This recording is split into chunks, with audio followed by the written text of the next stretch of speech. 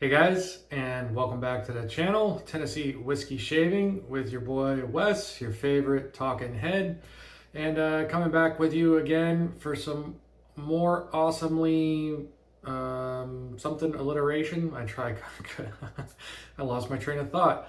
With another fantastically phenomenal Fragrance Friday. Today I'm going to be bringing you one of my favorite fragrances from Barrister and Mann. It's going to be Muir Wood. This stuff is good for me. If you know Barrister and Mann fragrances, then you know there's a a certain defining characteristic to it, I guess to say. The fragrances from Barrister and Mann are usually more woody and earthy. So this is along those lines, but I gotta say, when I got my nose on Muir Woods, I was very surprised on how it smells versus its scent description. So, without further ado, from the Barrister and Mann's sales page, the description for Muir Wood,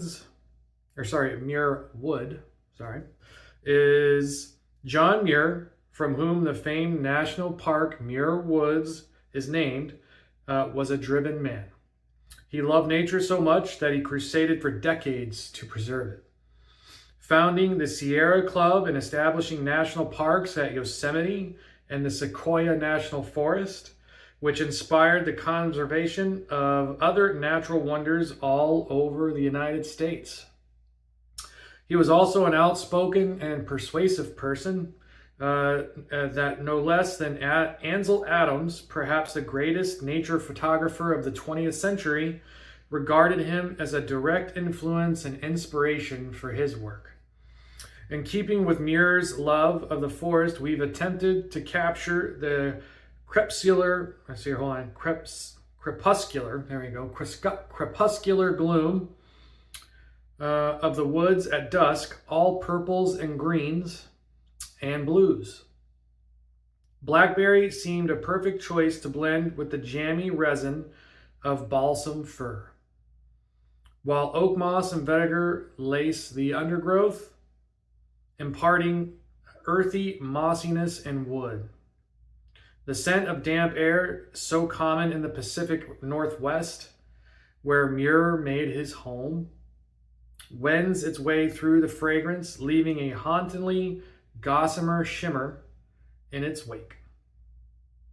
Not so much a photorealistic fragrance, but an inspiration, not so much a photorealistic fragrance as an inspired color impression, suffused with indigo of dusk woods.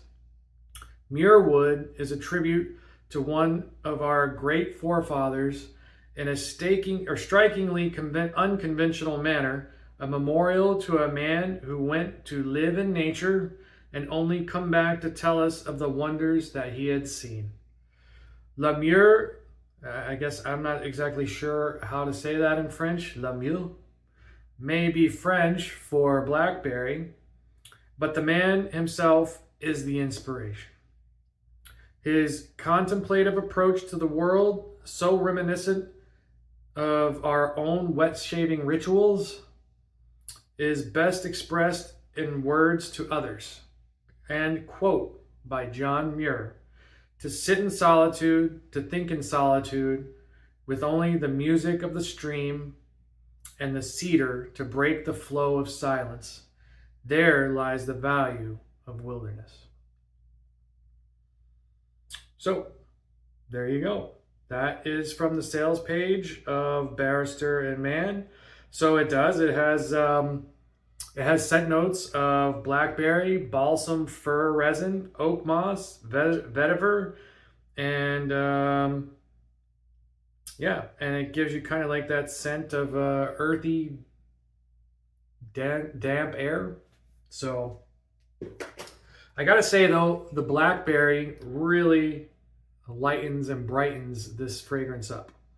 So we'll give a little spray here on the back of the hand. Yeah, see, it all blends together very well.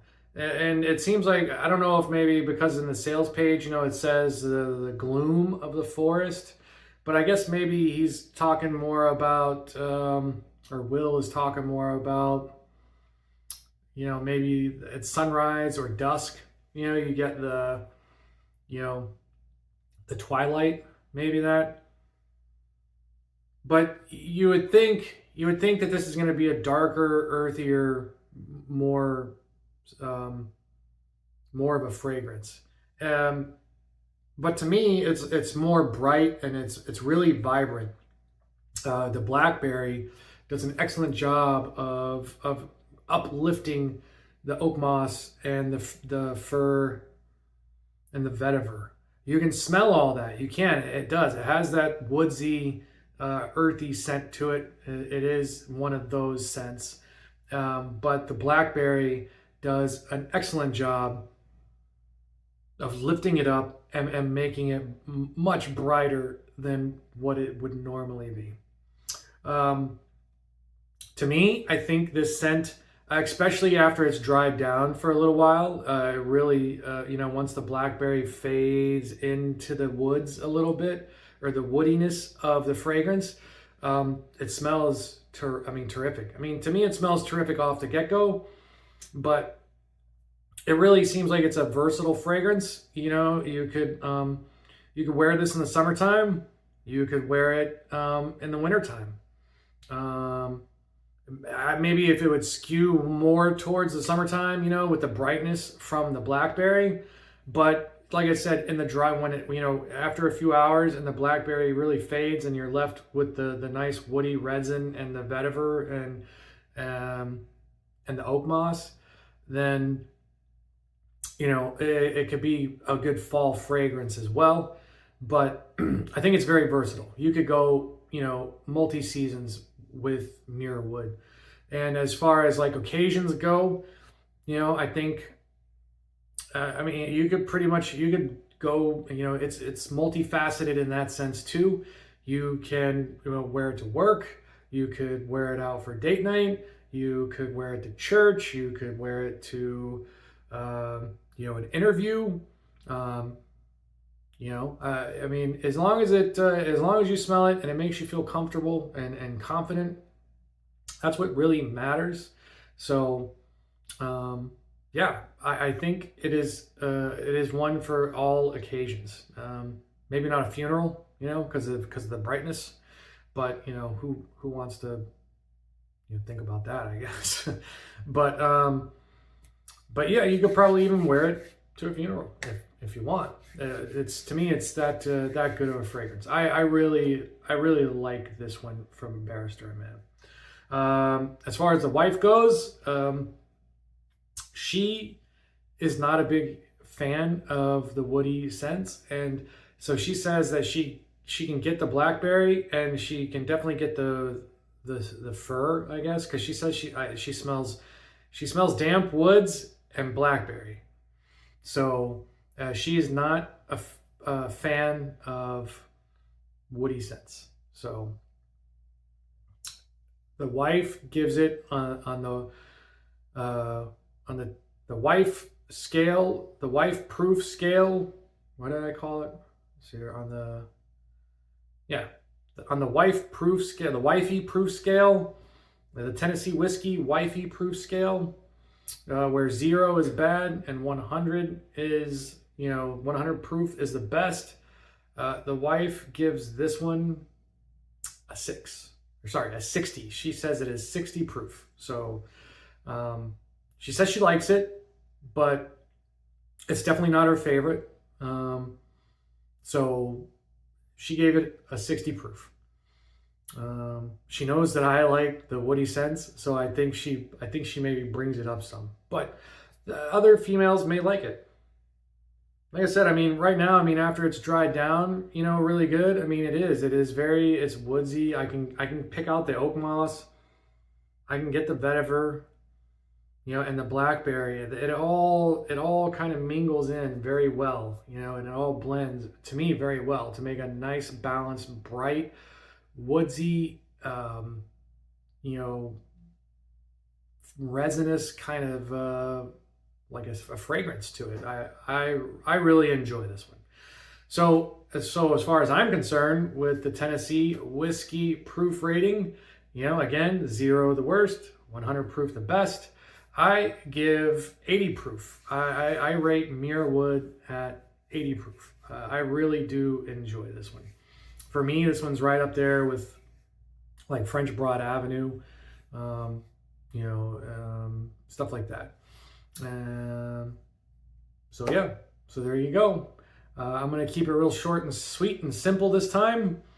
I think I covered all the bases as far as, how versatile this fragrance is. If you've been on the fence about trying it, I would highly suggest to get a sample and see if it's for you.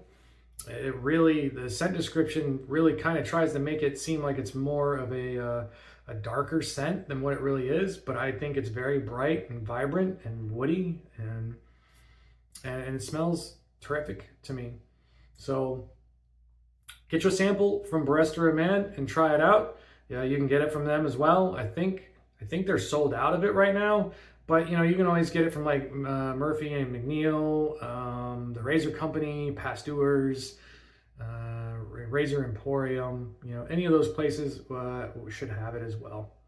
So on that note, gentlemen,